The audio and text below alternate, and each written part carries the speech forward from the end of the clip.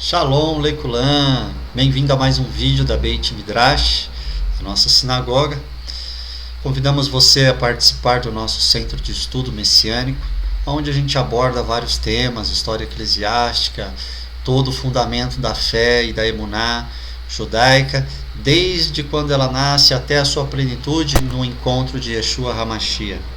Que o Eterno possa te abençoar grandemente. No vídeo de hoje nós vamos estudar: Yeshua fundou uma igreja ou reedificou a sinagoga que já existia?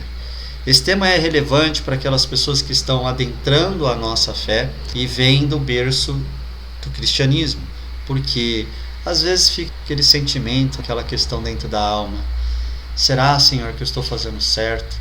Eu devo mesmo deixar de ser um cristão para me tornar um israelita, um judeu? Era assim que viviam os seus seguidores. Pensando nisso que fizemos esse vídeo. Alguns criaram a ideia, imaginaram que a igreja foi fundada quando Yeshua tem o seu diálogo ali com Pedro, por causa dessa palavrinha aqui, traduzida: edificarei, lá em Mateus 16:18. Essa palavra seria melhor traduzida se fosse reedificarei. E aí entra a dúvida: poxa, mas será que tendencioso não está sendo aquele que quer puxar para a sua denominação? Esquece igrejas, esquece denominações, esquece religiões. Quando se trata da Bíblia, nós devemos ir atrás dos originais. E quem entende melhor a língua hebraica do que aquele que nasce falando hebraico? Entende? Então, o original é em hebraico. Você deve perguntar para um judeu qual é a gramática do texto. Não vai perguntar para ele sobre religião, que você quer saber desse verso. Não. Pergunte exatamente a palavra especificamente e pronto. Pegue um dicionário sério. É simples assim. E você vai encontrar suas respostas indo na fonte pura, na forma mais genuína e limpa que existe das escrituras sagradas, a língua original. Percebe?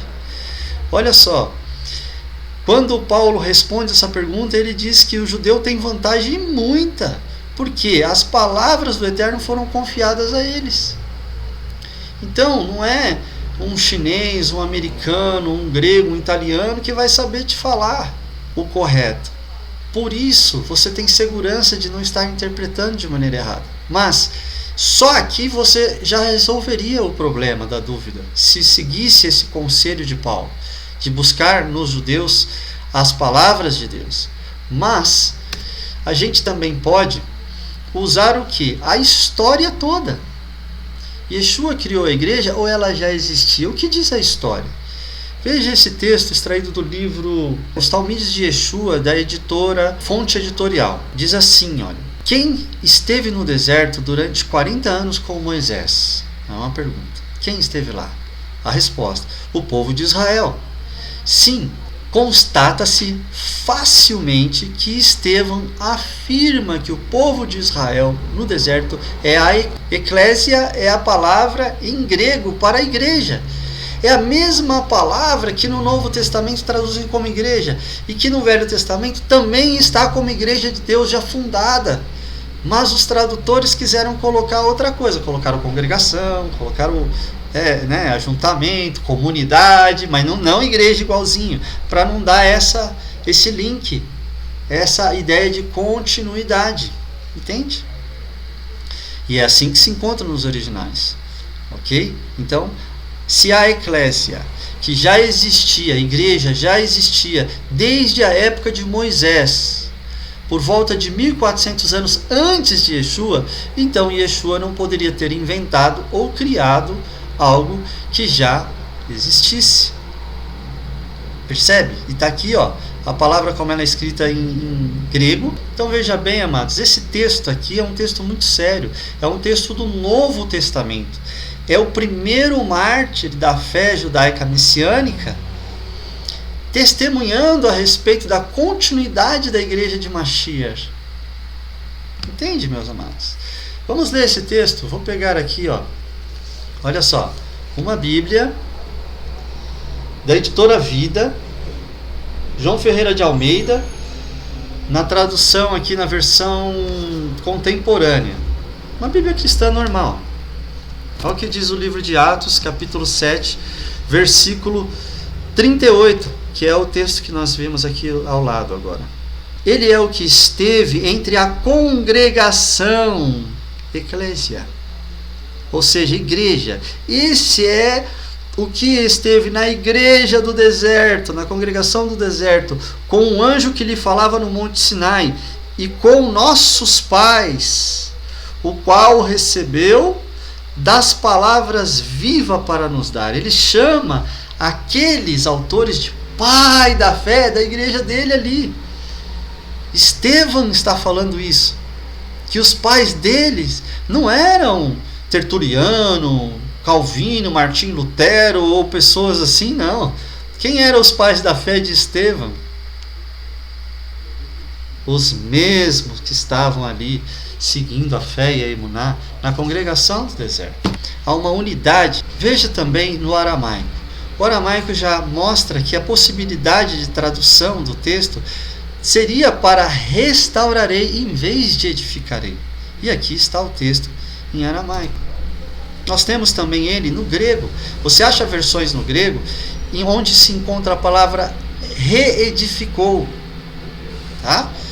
Aqui, ó, restaurarei, reedificarei, restabelecerei, confirmarei a minha congregação, a minha igreja. Está aqui o texto no original em língua grega, hein? Se você pega essa palavra aqui, você vai ver que o certo é traduzir como restaurarei. Ok? Isso de Mateus 16, 18. Eu não disse que Estevão chama os homens que estavam lá no Sinai, pais da fé? Veja que essa é a mesma fé do apóstolo Paulo. Romanos 4, versículo 12 diz, ó, também aqueles que andam nas pisadas da fé que teve nosso pai Abraão. Quem é por pai? Quem foste o pai da Carol de Yeshua, da sinagoga de Yeshua? Abraão. Mas na mesma obra que Abraão praticou, pergunta para um israelita, para um judeu messiânico, pergunta para um judeu messiânico, quais são as obras, quais são as pisadas de Abraão como exemplo de sua emuná e fé? Você vai se surpreender com as respostas e ver quão é importante conhecer mais a fundo a judaicidade de todos esses textos. Yeshua veio então, na verdade, fazer com que a sinagoga já existente lá no deserto fosse estabelecida também de forma grande e poderosa. É o que testemunha antes de ser martirizado o nosso amado Estevão, israelita, judeu messiânico. Olha o que Yeshua fala. Yeshua diz assim, ó, esta congregação será chamada casa de oração para todos os povos. Ele veio transformar ela em sede mundial para receber todos os povos. Yeshua chega a usar a expressão a casa de meu pai, para que ninguém fale que é uma que ele fez. Entende? A casa de meu pai será chamada casa de oração para todos os povos. Ou seja, todas as nações agora estão convidadas a adentrar a fé do Deus de Israel, a junto com Sião adorar o seu Criador, que fez os céus e a terra e todas as coisas, que elegeu ali uma congregação, edificou um templo, habitou no meio deles e morou como casa do Altíssimo.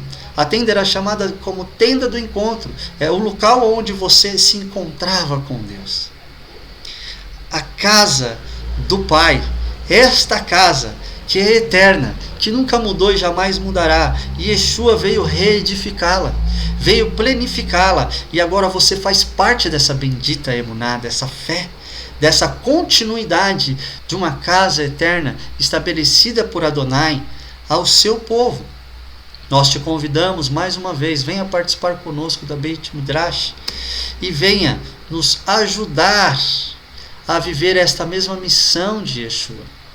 Porque Yeshua veio fazer grande, gloriosa e poderosa a congregação já estabelecida com Moisés.